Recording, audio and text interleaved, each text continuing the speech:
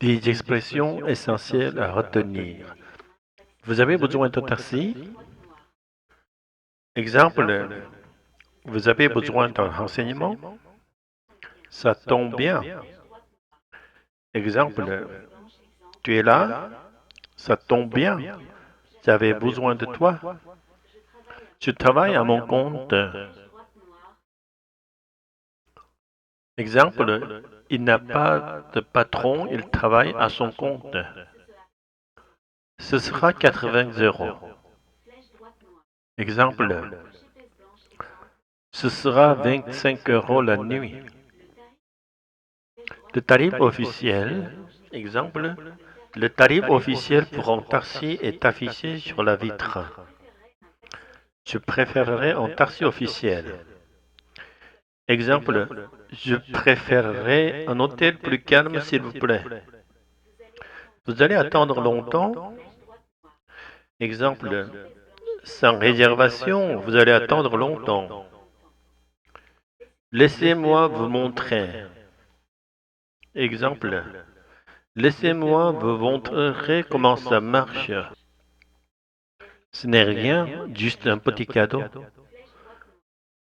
Exemple, ce n'est rien, je vous l'offre. Je vais appeler la police. Exemple, si vous ne partez pas, je vais appeler la police. À Paris, attention aux pickpockets et arnaqueurs. Des journalistes de France 2 se sont fait passer pour des étrangers perdus dans la capitale. Reportage. Paris, ses monuments, ses artistes et ses virtuoses de l'escroquerie.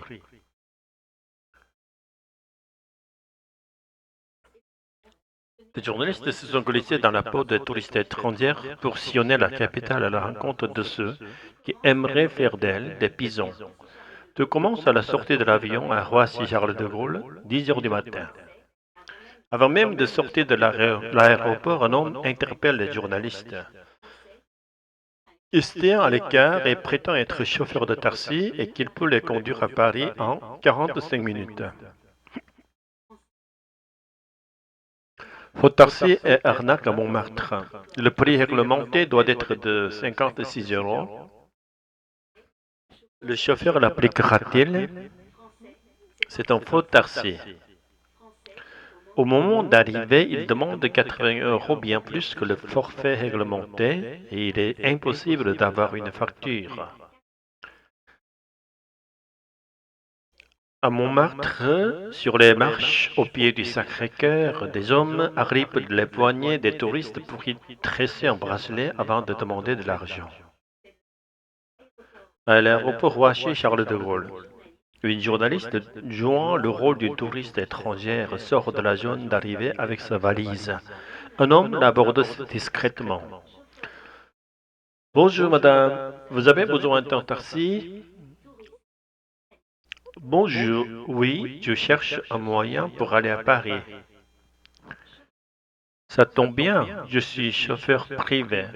Je peux vous y emmener en 45 minutes. Ah bon? Ce n'est pas un taxi officiel? Si, bien sûr, je travaille à mon compte et c'est tout à fait sûr. Et combien ça coûte? Pour vous, ce sera 80 €. Il me semble que le tarif fixe est de 56 € depuis l'aéroport, non? Le tarif officiel, c'est pour les taxis avec licence. Moi, je propose un service plus rapide et plus confortable. Je préférerais un taxi officiel, avec reçu. Merci quand même. Comme vous voulez, mais vous allez attendre longtemps. Scène 2 en Montmartre, au pied du Sacré-Cœur. Le décollage journaliste marche tranquillement sur les marches du Sacré-Cœur. Un homme s'approche avec un sourire. Hello, my friend, where are you from? Bonjour, je suis française. Ah, magnifique. Laissez-moi vous montrer un petit cadeau. Non merci, je n'ai besoin de rien. Ce n'est rien, juste un bracelet pour vous porter bonheur. Il prend doucement son poignet et commence à tresser un bracelet. Je vous ai dit que je ne voulais rien. Lâchez-moi le bras, s'il vous plaît. Mais c'est fait, regardez comme il est joli, vous pouvez donner ce que vous voulez. Ce n'est pas un cadeau si vous demandez de l'argent après. Je vais appeler la police. Pas besoin de s'énerver, madame. Passez une bonne journée. Il s'éloigne rapidement. Dialogue sur le chemin de la paix. Frère Élie, j'ai lu ce matin un verset qui m'a profondément troublé. Quand l'Éternel approuve les voies d'un homme, il dispose favorablement à son égard même ses ennemis. Est-ce vraiment possible que Dieu change le cœur de nos ennemis? Souriant doucement, oui Thomas, ce verset tiré des Proverbes nous parle d'un mystère divin, la paix surnaturelle.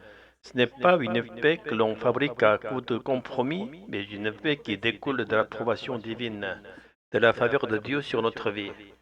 Alors, si je vis d'une manière qui plaît à Dieu, ceux qui me haïssent pourraient m'aimer, ou du moins cesser de me haïr.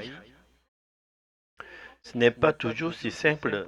Dieu ne nous promet pas d'une vie sans conflit, mais il peut, s'il le veut, désarmer les cœurs les plus durs.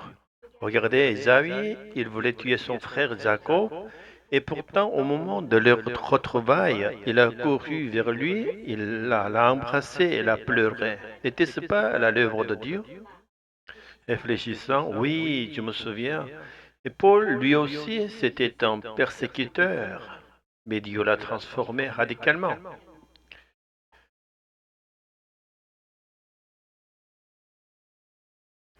Exactement. Le cœur humain est une terre que seul peut vraiment labourer en profondeur. Nous pouvons semer, arroser par la prière, mais lui seul donne la croissance. Pourtant, j'entends dire parfois que tout est décidé d'avance, que nous faisons que suivre un plan établi. Cela me trouble.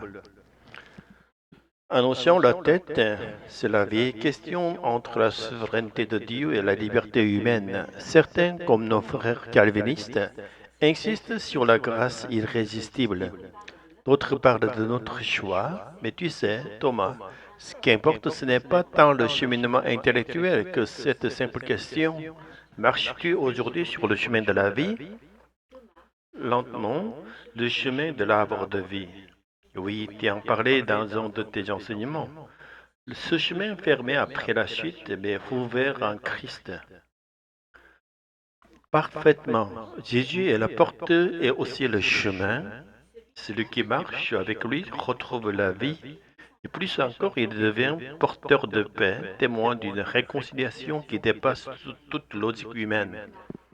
Et mes relations brisées, les regrets, je me demande si Dieu peut encore les réparer. Frère Élie, le regard plein de compassion, il le peut.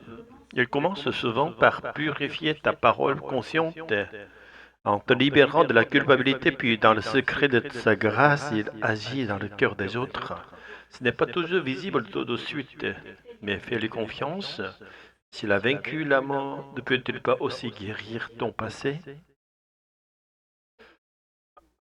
Alors, il me suffit d'aimer Dieu, de marcher selon sa volonté, et le reste lui appartient.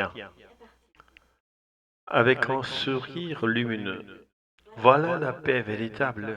Ce n'est pas une absence d'ennemis, c'est la présence de Dieu sur ton chemin.